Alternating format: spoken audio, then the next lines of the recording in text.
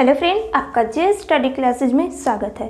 आज हम पढ़ने जा रहे हैं यौन संचारित रोग क्या होते हैं। ये बोर्ड के एग्ज़ाम से बहुत ही ज़्यादा इम्पॉर्टेंट है। ठीक है, अब इसमें क्या इम्पॉर्टेंट है, देखिए यौन संचारित रोग के बारे में हम बताने जा रहे हैं। इसमें से हम आपको केवल 4 रोग बताएंगे, ठीक है, जो कि बहुत ही ज़्यादा इम्पॉर्टेंट है बोर्ड के लेवल से, और यह नीट के पॉइंट ऑफ व्यू से बहुत ही ज़्यादा इम्पॉर्टेंट है। ठीक है, तो हम सबसे पहले देखने जा रहे हैं कि कौन सा पहले हम टॉपिक देख ले रहे हैं। तो टॉपिक हमारा रहेगा क्या, यौन संचारित रोग। ठीक है, देखिए ये क्या होता है, कैसे होता है, हमें उतना नहीं जानना है, बस हमें जानना क्या है रोग के बारे में। ठीक है, पहला हमारा क्या रहेगा, सुजाक रोग। ठीक है, सुजाक को हम क्या कहते हैं इंग्लिश में, गोनोरिया। ठीक है, अब हमें देखिए जानना क्या है इसके बारे में। हमें ये जानना है कि ये सुजाक रोग मतलब गोनोरिया किसके कारण होता है और इसका लक्षण क्या है। ये 4 नंबर में पूछे जाते हैं। ठीक है, यौन संचारित रोग का अगर दे देगा वर्णन करने के लिए तो 4 नंबर। कभी कभी क्या होता है कि क्वेश्चन ऑब्जेक्टिव में क्या हो जाएगा कि पूछ देगा क्या कि सुजाक रोग किसके कारण मतलब होता है, या फिर इस तरह भी पूछ लेता है कि सुजाक क्या है। अब उसमें ऑप्शन दे देगा। ठीक है, मतलब जीवाणु है, विषाणु है, प्रोटोजोआ है, फंजाई है, मतलब इस तरह से दे देगा।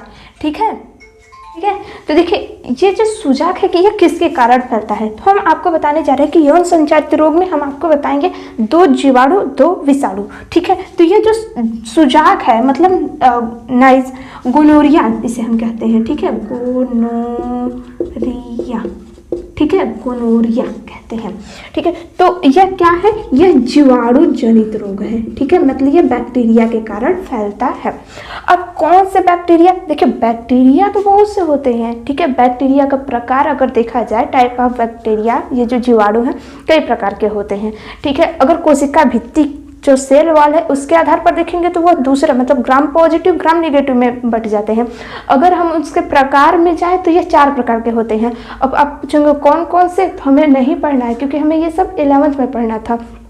ठीक है, इसमें से होता है क्या, कोकस हो गया, विब्रियो हो गया, स्पाइरलम हो गया, बैसिलस होता है। ठीक है, अब कोकस क्या होता है, अब देखिए ये जो जीवाणु है यह किस मतलब ये जो जीवाणु है ये सुजाक रोग में पाया जाता, मतलब सुजाक जो है यह जीवाणु जनित रोग है।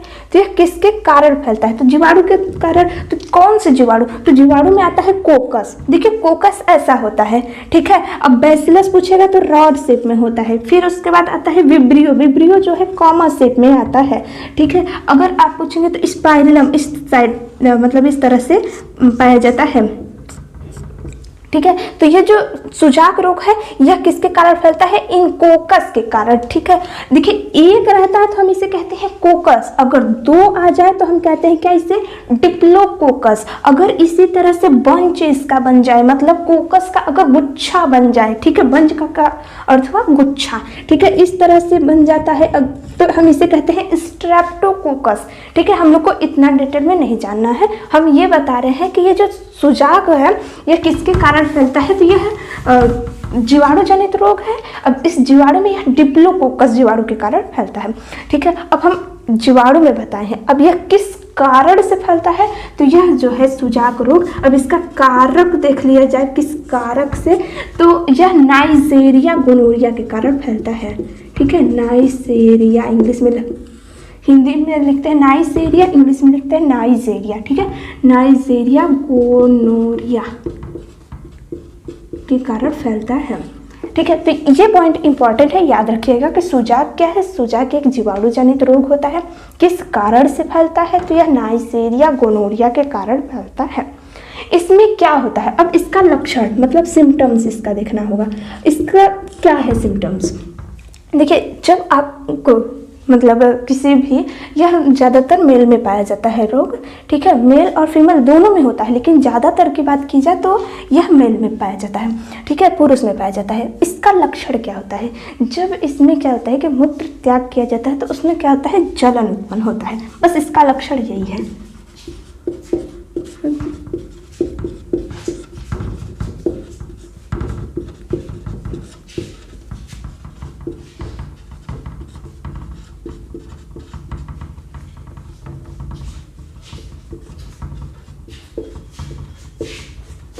ठीक है, तो इसका क्या लक्षण रहेगा कि मूत्र त्याग के समय जलन उत्पन्न होता है। ठीक है, तो ये रहा फर्स्ट रोग। अब दूसरा हम देखने जा रहे हैं सिफिलिस। ठीक है, सिफिलिस क्या होता है? यह भी क्या है? यह भी जीवाणु जनित रोग है। ठीक है, अब जीवाणु में किस जीवाणु के कारण फैलता है? तो ये जो सिफिलिस है यह फैलता है, इसका कारक हम देखने जा रहे हैं। कारक, ठीक है, ट्रेपोनेमा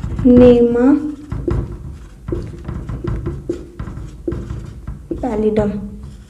ठीक है, तो यह जो सिफिलिस है यह भी जीवाणु जनित रोग होता है। किस कारण से फैलता है? तो यह ट्रेपोनेमा पैलिडम के कारण फैलता है। अब इसका लक्षण हमें देखना होगा, इसका सिम्टम्स क्या है। तो इसमें क्या होता है, जो जननांग होते हैं उस पर छाले उत्पन्न हो जाते हैं। ठीक है,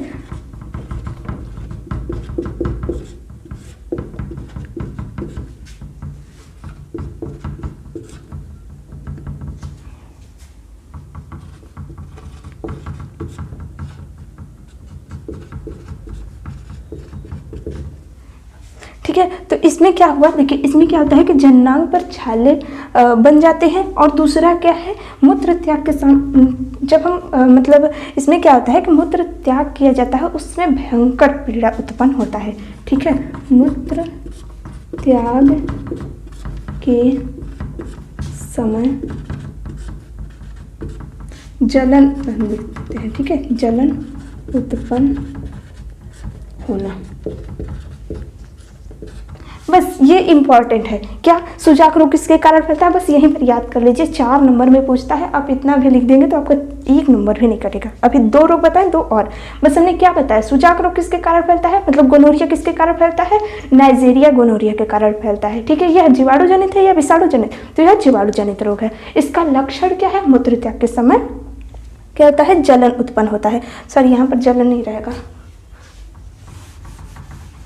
ठीक है, मूत्र त्याग के समय क्या होता है? पीड़ा उत्पन्न होता है। पीड़ा उत्पन्न होना। ठीक है, अब फिर क्या है? अब देखिए सिफिलिस किसके कारण फैलता है? यह भी जीवाणु जनित है। किसके कारण फैलता है? तो ट्रेपोनेमा पैलिडम के कारण फैलता है। इसका लक्षण क्या है? जननांगों पर छाले बन जाते हैं और क्या होता है कि जब मूत्र का त्याग किया जाता है तो भयंकर पीड़ा उत्पन्न होता है। ठीक है, बस ये 2 रोग आपको याद रखना है अभी जीवाणु के लिए। अभी हम 2 विषाणु के लिए बताने जा रहे हैं, आप इतना पहले नोट कर लीजिए। नेक्स्ट हम लोग देखने जा रहे हैं थर्ड। अब थर्ड हम लोग देखने क्या जा रहे हैं? विषाणु जनित रोग। ठीक है, जैसे एड्स हो गया, AIDS एड्स। ठीक है, एड्स क्या है? यह भी विषाणु जनित है। ठीक है, अब विषाणु है, हम लिख दे रहे हैं यहाँ पर, विषाणु जनित रोग है। ठीक है, एड्स का पूरा नाम क्या होता है? Acquired immuno deficiency syndrome virus. Virus क्यों? क्योंकि यह विषाणु के कारण फैलता है। ठीक है, अब यह किसके कारण फैलता है? तो एड्स जो है यह HIV से फैलता है। इसका क्या फुल फॉर्म होता है?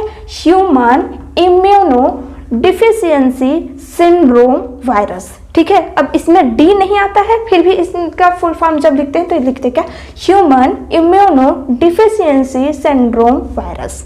ठीक है, अब इतना लिख लीजिए, क्या? Human immuno deficiency virus, right, virus. अब इसका लक्षण क्या होता है? देखिए वैसे तो एड्स होने पर पता ही नहीं चलता है कि एड्स हो गया है, काफ़ी दिनों के बाद पता चलता है। ठीक है, 9 से 10 महीने के बाद पता चलता है। मतलब क्या, इससे क्या पता चलेगा कि शरीर में जो है हमेशा दर्द उत्पन्न रहेगा। मतलब मांसपेशी में हम लिख सकते हैं, मांसपेशियों में हमेशा दर्द होना। ठीक है, मांसपेशियों में क्या होता है? हमेशा दर्द का होना। दूसरा हम आपको बता सकते हैं यहाँ पर कि हमेशा बुखार आना। ठीक है, हमेशा बुखार आना। यहाँ पे बुखार से नहीं लग रहा।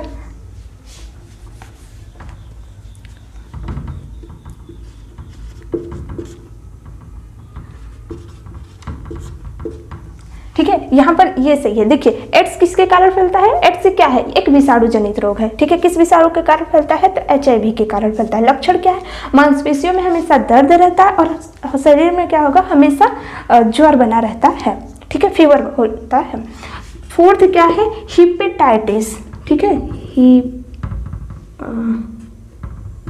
हिपेटाइटिस, ठीक है। हिपेटाइटिस क्या है, यह भी विषाणु के कारण फैलता है, विषाणु वायरस के कारण फैलता है, ठीक है। इसका कारण क्या है, इसका कारक क्या है, यह किसके कारण फैलता है, तो यह फैलता है HBV, मतलब हेपेटाइटिस बी वायरस के कारण फैलता है, ठीक है। हेपेटाइटिस बी का क्या अर्थ हुआ, यह विषाणु जनित रोग है। इसका कारण क्या है, यह HBV हेपेटाइटिस बी वायरस के कारण फैलता है। इसका अगर हम लक्षण देखें तो क्या होता है, इसमें क्या होता है, देखिए हमेशा क्या होगा कि जी में चलता रहेगा, मतलब उल्टी उल्टी सा लगेगा, ठीक है, जी मचलाना, ठीक है, बुखार या फिर ज्वर, ठीक है, दर्द, इन सब का होना, ठीक है। बस इतना पॉइंट इंपॉर्टेंट है। अगर आप इतना पॉइंट लिख देते हैं बोर्ड में तो आपका 4 मार्क्स पक्का आएगा, ठीक है। अगर इस तरह से, अगर मान लीजिए 4 मार्क्स में न पूछे, 2 मार्क्स में पूछ ले या फिर इस तरह भी पूछ लेगा कि एड्स क्या है, ठीक है। कभी कभी क्या होता है कि केवल एड्स पर ही क्वेश्चन बना देगा, पूछेगा एड्स का वर्णन कीजिए, तो आपको कम से कम कुछ नहीं, ये पॉइंट तो याद होने ही चाहिए। जब इतना पॉइंट आपको याद हो जाएगा तभी आप कोई भी पॉइंट अच्छे से लिख पाएंगे। एग्जामिनर क्या करता है, एग्जामिनर देखेगा कि ये पॉइंट लिखा है या नहीं, ये पॉइंट लिखा है या नहीं, फिर ये देखता है, ठीक है। तो मतलब आपको इतना पॉइंट तो लिखना ही पड़ेगा। उसके बाद आपको अगर अपने से बनाना है तो आप उसमें नोट कर सकते हैं, ठीक है। तो कभी कभी क्या होता है कि एड्स पूछ देगा, ऑब्जेक्टिव में क्या होता है, एड्स किसके कारण फैलता है, अब कई सारा वहाँ पर नाम दे देगा, उसमें से एक रहेगा HIV। अब आपको पता रहेगा तभी तो आप मार्क्स करेंगे, तो 1 मार्क्स में भी पूछ लेता है। अब कभी कभी क्या होता है, हेपेटाइटिस बी वायरस भी पूछ लेता है। मतलब हमने जितना भी पॉइंट यहाँ पर बताया सभी पॉइंट इंपॉर्टेंट है बोर्ड के लेवल से, ठीक है। तो हमारे हिसाब से आपको याद कर लेना चाहिए और अभी तक तो याद हो जाना चाहिए, क्योंकि हम इतने बार बोल चुके हैं किसके कारण फैलता है, किसके कारण फैलता है, ठीक है। तो आज का लेक्चर कैसा रहा दोस्तों, आप हमें ज़रूर कमेंट बॉक्स में बताइएगा। Thank you.